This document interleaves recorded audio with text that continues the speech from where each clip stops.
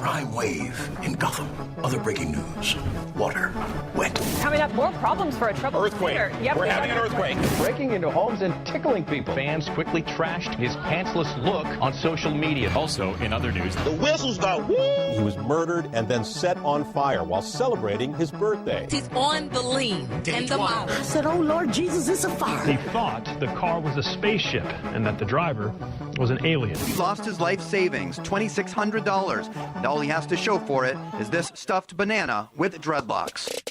Welcome back to the Bernstein and Goff Show here on 670 The Score, 670thescore.com. Watch 670thescore.com, also on Facebook Live if you want to jump in the chat room there to watch us do our thing. This is our segment in other news, kind of some things off the beaten path or things maybe we didn't get to yesterday or things that we're not focusing on, Cubs and Bears and Bulls and Hawks and Sox. So, Dan, lead off, my friend. When I say the name Tony Perkins, people of an older age are going to think of the actor who portrayed Jimmy Pearsall in Fear Strikes Out and who's in the movie Psycho. But when most people think of the name Tony Perkins, they know that he is the president of the controversial evangelical Christian group Family Research Council.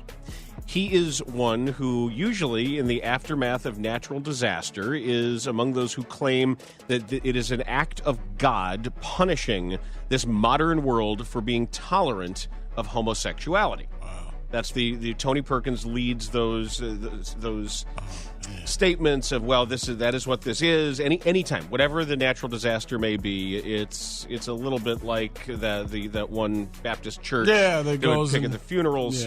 Yeah. But Tony Perkins is that guy, and he has made a long and lucrative career out of being that guy, out of decrying these natural disasters as God's wrath, because people think that gay people are people.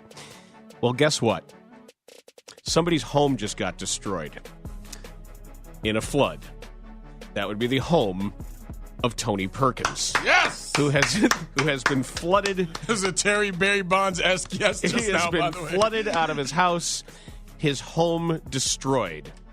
He and his family had to flee their house in a canoe, and they have set up a home in an RV. He said, this is a flood, I would have to say, of near biblical proportions. And ain't no fun when the rabbit's got the gun. Does that mean that Tony Perkins is a VIP member at the Blue Oyster? Is that what God is trying to tell us? Is Tony getting a little tap underneath the bathroom stall and saying, come on through to the spot? If you remember the end of the movie The Birdcage, when Gene Hackman's character has to drag it up so he can get out of there and escape the National Enquirer, but he says Tony Perkins has now been forced to live off what he calls God's provisions following the flood. Aw, too bad for Tony Perkins living in a van down by the river. All right, along the same vein, Houston Rockets owner Leslie Alexander will donate $10 million to Hurricane Harvey Relief Fund in the wake of the flooding that has displaced many residents of Houston and surrounding areas. The Rockets had announced Monday that Alexander would pledge $4 million to the recovery effort. And then the Houston Astros announced Monday that their ownership group would official team charity would contribute another $4 million, while Houston Texans said team owner Bob McNair would put $1 million towards the relief effort. The NFL announced it would match McNair's contribution. And by the way, this is for a guy who I give a lot of grief to because he is always in front of a camera and he knows he's in front of a camera. A terrific football player, but sometimes a little lame. J.J. Watt, shout out to him. $10 million so far? Shout out to J.J. Watt. YouCaring.org, I believe it is. I don't want to misname which charity he's going through or which website he's going through, but I believe it is YouCaring.org. I believe the number I saw last was 5.1. Okay. But Leslie Alexander, Rockets owner, is going to donate 10 and is imploring all the owners in Houston to either step up to his level or throw in a little bit more. But the entire city of Houston is banding together. I'm seeing a lot of things, this has been happening now for a week. Katrina seemed like it happened for a couple of days, and you saw the destruction and the terror, and there's a whole lot of stuff that went on there that was absolutely just downright rotten in terms of the politics that were played with a lot of people who were displaced from their homes. But what's Watt going has on? raised, by the way, $11.78 million. 11.78. See, the last number I saw was 5.1. So shout out to J.J. Watt. Shout out to all the people down there in Houston who are just getting together and saving each other. All kinds of racial backgrounds, all different, man, woman, This is doesn't what our matter. country is, not Word up. Charlottesville. Yeah, Yep. man, I'm seeing a lot of great images come out of that thing, and also with some very, very harrowing images. Seeing the four brothers pushing the old lady's car up the exit ramp because she didn't know that the flood was taking over the exit ramp. Did you see the brother on the jet ski take the woman out of her living room? That was super cool. Yep. But seeing some great images and otherwise just a terrible, terrible happening right now in Houston. And I actually tweeted out a website that you can go to make sure that you're not giving to the wrong charities, the phony charities, because during these times, a lot of those things pop up and a lot of money gets siphoned out away from the causes it should actually go to. If you have $395, you can have a pair of MB1s from Big Baller Brand. MB1s only $395 because when you're the little brother, when you are LaMelo Ball, you get the Mellow Ball ones. He is the first high school player ever to have his own signature shoe. Yep. And Big Baller Brand has tweeted this out. $395 for your MB1s. And then you ask, well, wait a second. What about college eligibility? Well, LeVar Ball doesn't care. He told Espin, we will worry about it when we get there. Who cares? If he can't play, then he can't play. It doesn't mean he'll stop working out and getting better. Maybe in 2 years they'll change the rule and he'll be able to go to the NBA straight out of high school. All right. Well, all right. Yeah, they are going to have to make some Europe or Asia kind of contingency plan. Maybe the Brandon Jennings route where you go to Italy and play for a year, and maybe LeVar will take the Josh Childress, who went to Josh Greece. Childress, yes. LeVar will take the reality show maybe on the road. This is all one big master plan for the Ball family. I also don't think that Dad thinks he's that good. LaMelo? I think he does. LiAngelo is the one who has no chance. Okay. Yeah, somebody's got to be Taylor Griffin.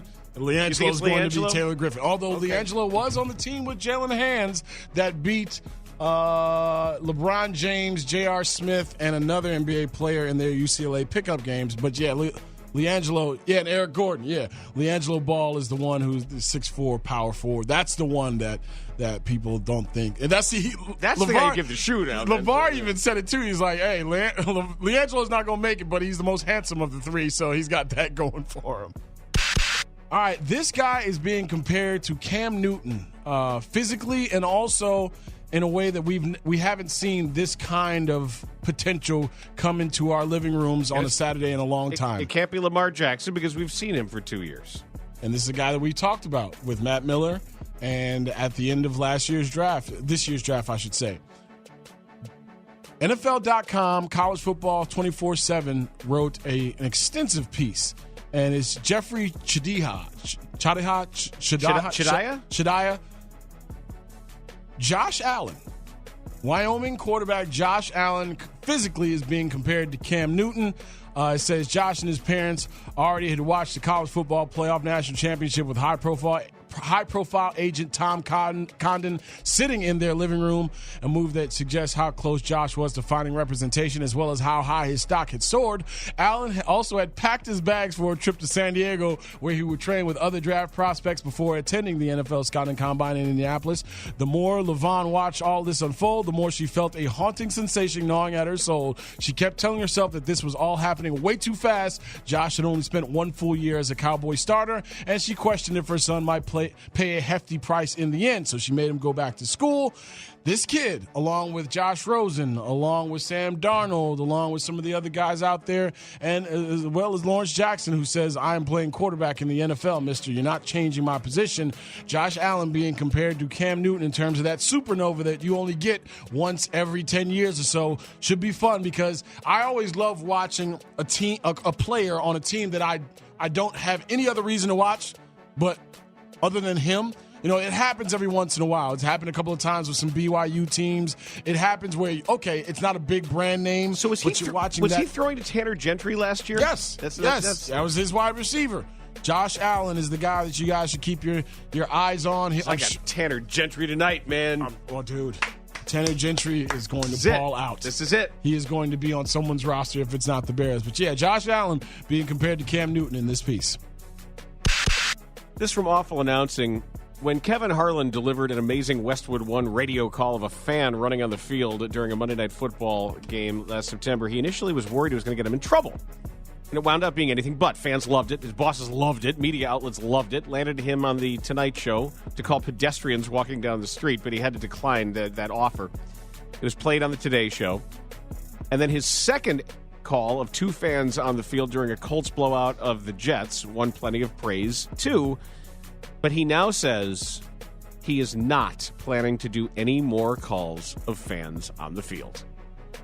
He said he didn't do it for publicity.